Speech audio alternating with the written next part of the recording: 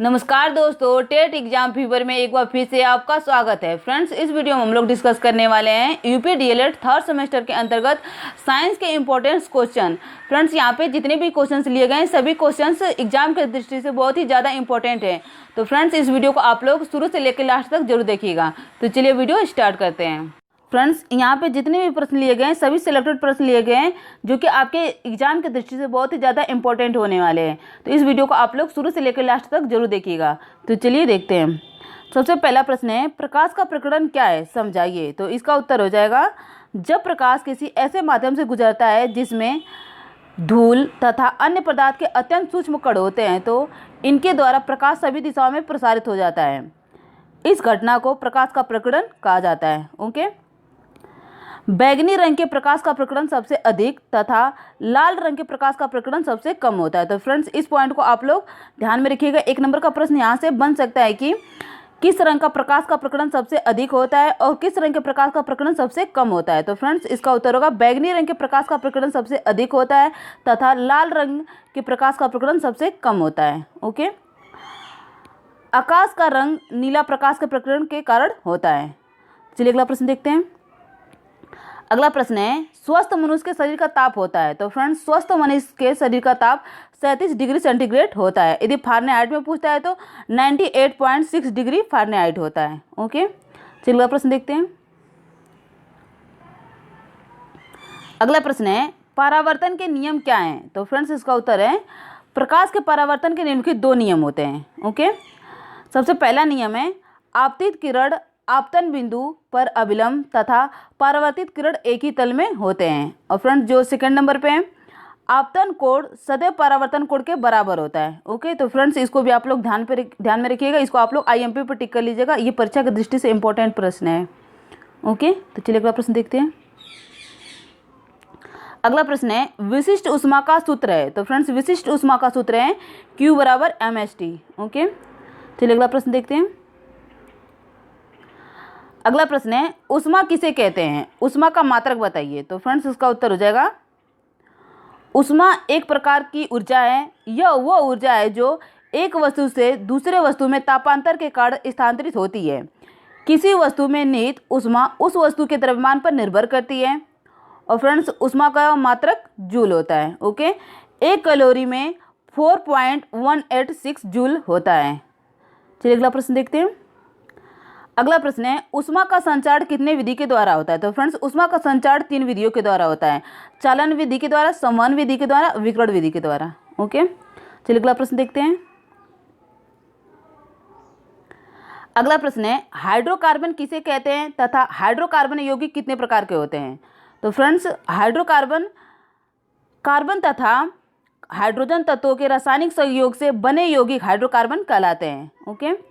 Hydrocarbon यौगिक 2 प्रकार के होते हैं, संतृप्त हाइड्रोकार्बन, असंतृप्त हाइड्रोकार्बन। तो फ्रेंड्स, सबसे पहले हम लोग संतृप्त हाइड्रोकार्बन के बारे में देखेंगे। संतृप्त हाइड्रोकार्बन वे हाइड्रोकार्बन यौगिक जिनमें कार्बन कार्बन के मध्य एकल बंध मतलब सिंगल बॉन्ड होता है, संतृप्त हाइड्रोकार्बन कहते हैं। जैसे एग्जाम्पल हैं मेथेन और एथेन, इसमें सिंगल बॉन्ड होता है। ओके। असंतृप्त हाइड्रोकार्बन ऐसे हाइड्रोकार्बन जिनमें कार्बन कार्बन परमाणु के मध्य द्विबंध मतलब डबल बॉन्ड होता है, उन्हें असंतृप्त हाइड्रोकार्बन कहते हैं। जैसे एग्जाम्पल है एथिलीन, एसिटिलीन। ओके। तो फ्रेंड्स, जो एग्जाम्पल है इसको आप लोग जरूर से लिखा करिए। यदि आप एग्जाम्पल लिखते हैं तभी आपको फुल मार्क्स मिलेंगे। ओके। चलिए अगला प्रश्न देखते हैं। अगला प्रश्न है, प्रौद्योगिकी किसे कहते हैं। तो इसका उत्तर है, विज्ञान के नियमों एवं सिद्धांतों के अनुप्रयोग से मानव हित में संसाधनों का निर्माण प्रौद्योगिकी कहलाता है। आज प्रौद्योगिकी का ही देन है कि कंप्यूटर द्वारा इंटरनेट के माध्यम से घर बैठे देश विदेश की खबरों को जान लेते हैं। यह बात कहा जाता है कि विज्ञान ने प्रौद्योगिकी तथा प्रौद्योगिकी ने विज्ञान का विकास किया है। तो फ्रेंड्स, इसको आप लोग बनाकर भी लिख सकते हैं। ओके। तो चलिए अगला प्रश्न देखते हैं। अगला प्रश्न है, ध्वनि की तीव्रता का मापन किस में किया जाता है। तो फ्रेंड्स, ध्वनि की तीव्रता का मापन डेसिबल में किया जाता है। ओके। तो इसको आप लोग ध्यान में रखिए। चलिए अगला प्रश्न देखते हैं। अगला प्रश्न है, वायुमंडलीय दाब क्या है, स्पष्ट कीजिए। तो इसका उत्तर है, पृथ्वी चारों तरफ से वायु से घिरी है। पृथ्वी के चारों ओर वायु का यह आवरण वायुमंडल कहलाता है। वायुमंडल लगभग 100 किलोमीटर की ऊंचाई तक फैला हुआ है। वायुमंडल के कारण पृथ्वी की सतह पर जो दाब लगता है उसे वायुमंडलीय दाब कहते हैं। ओके, तो फ्रेंड्स इसको भी आप लोग IMP पे कर लीजिएगा, ये परीक्षा में प्रश्न बन सकता है। ओके, वायुमंडलीय दाब क्या है स्पष्ट कीजिए। चलिए अगला प्रश्न देखते हैं। अगला प्रश्न है बैरोमीटर से मापा जाता है। तो फ्रेंड्स इसको कम्युनिटी टैब में पूछा गया था, जहाँ पर लगभग सभी लोगों के उत्तर सही थे। तो इसका उत्तर है वायुमंडलीय दाब। बैरोमीटर से मापा जाता है, बैरोमीटर से वायुमंडलीय दाब मापा जाता है। ओके, चलिए अगला प्रश्न देखते हैं। अगला प्रश्न है यांत्रिक तरंगें कितने प्रकार की होती हैं, विस्तार पूर्वक बताइए। तो इसका उत्तर है यांत्रिक तरंगें 2 प्रकार की होती है, अनुदैर्ध्य तरंग और अनुप्रस्थ तरंग। तो फ्रेंड्स सबसे पहले हम लोग अनुप्रस्थ तरंग के बाद अनुदैर्ध्य के बारे में जानेंगे कि अनुदैर्ध्य तरंग क्या होता है। अनुदैर्ध्य तरंग, तो जब तरंग की गति की दिशा के माध्यम के कणों के कंपन करने की दिशा के अनुदिश या समांतर होती है तो ऐसी तरंग को अनुदैर्ध्य तरंग कहते हैं। ओके, जैसे एग्जाम्पल है ध्वनि एक अनुदैर्ध्य तरंग है। ओके, अगला पॉइंट है अनुप्रस्थ तरंग। जब तरंग की गति की दिशा के माध्यम के कणों के कंपन करने की दिशा के लंबवत होती है तो इस प्रकार की तरंगों को अनुप्रस्थ तरंग कहते हैं। अगला प्रश्न है कुछ पदार्थ ऐसे होते हैं जो गर्म करने पर ठोस अवस्था से सीधे गैसीय अवस्था में बदल जाते हैं, इस क्रिया को कहते हैं। तो फ्रेंड्स इस क्रिया को ऊर्ध्वपातन कहते हैं। ओके फ्रेंड्स, अगला प्रश्न है ऊष्मा का संचरण क्या है, इसकी कितनी विधियां हैं। तो फ्रेंड्स इसको आप लोग IMP पे टिक कर लीजिएगा, ये परीक्षा में प्रश्न बन सकता है। ओके, इसका उत्तर है ऊष्मा का एक स्थान से दूसरे स्थान जाने को ऊष्मा का संचरण कहते हैं। इसकी 3 विधियां होती हैं। पहली विधि चालन विधि, संवहन विधि, विकिरण विधि। ओके, तो फ्रेंड चलिए एक एक करके देख लेते हैं कि चालन विधि किसे कहते हैं, संवहन विधि किसे कहते हैं, विकिरण विधि किसे कहते हैं। सबसे पहले चालन विधि के बारे में देखते हैं। चालन के द्वारा ऊष्मा पदार्थ एक स्थान से दूसरे स्थान तक पदार्थ के कणों को अपने स्थान का परिवर्तन किए बिना पहुंचती है। ठोस में ऊष्मा का संचरण चालन विधि के द्वारा होता है। ओके, आगे देखते हैं संवहन विधि के बारे में।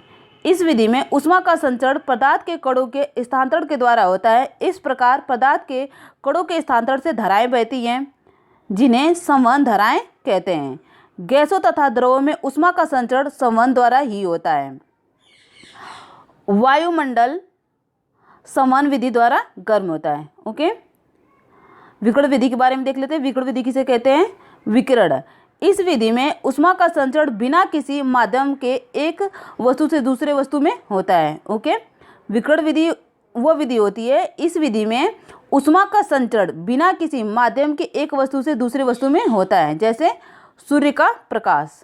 ओके फ्रेंड्स, अगला प्रश्न है आवर्तकाल तथा आवृत्ति की परिभाषा करते हुए इनमें संबंध बताइए। तो इसका उत्तर हो जाएगा, सबसे पहले आवर्तकाल के बारे में देख लेते हैं।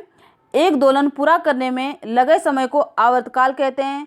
दोलन करने वाले कण का अपनी साम्य स्थिति की ओर जाना और पुनः साम्य स्थिति में वापस लौटना एक दोलन या कंपन कहलाता है। ओके, चलिए आवृत्ति देख लेते हैं। आवृत्ति किसे कहते हैं, तो आवृत्ति कंपन करने वाली वस्तु 1 सेकंड में जितना कंपन करती है उसे उसकी आवृत्ति कहते हैं। और फ्रेंड्स यदि 1 नंबर में प्रश्न बनता है कि आवृत्ति का एसआई मात्रक क्या होता है, तो आवृत्ति का एसआई मात्रक हर्ट्ज होता है। ओके, आवृत्ति तथा आवर्तकाल में संबंध देख लेते हैं। तो फ्रेंड्स आवर्ती तथा आवर्तकाल में संबंध होता है आवृत्ति बराबर 1 आवर्तकाल। ओके, या इसको लिख सकते हैं n बराबर 1/t, जहाँ स्मॉल n आवृत्ति को डिनोट करता है और कैपिटल T आवर्तकाल को डिनोट करता है। ओके, अगला प्रश्न है किसी द्रव को वाष्प में बदलने की क्रिया कहलाती है। तो फ्रेंड्स किसी द्रव को वाष्प में बदलने की क्रिया वाष्पन कहलाती है।